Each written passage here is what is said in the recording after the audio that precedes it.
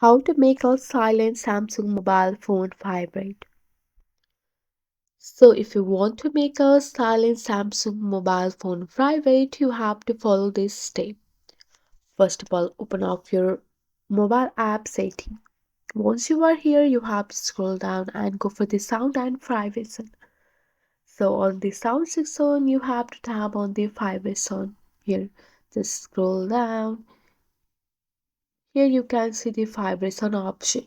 Just go and toggle it on. So here you can see that you can simply go and raise your sound volume and increase your sound area.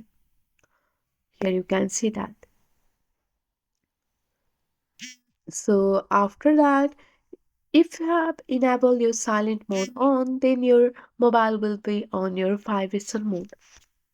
So if you want to turn on the vibration mode, you can simply turn on your silent mode. So if you want to turn it off, just go and toggle it off like this. So this way you can easily make your silent Samsung mobile phone vibrate. That's it for today. If you like this video, please hit that like button and subscribe for more. I will see you in the next one. Thank you.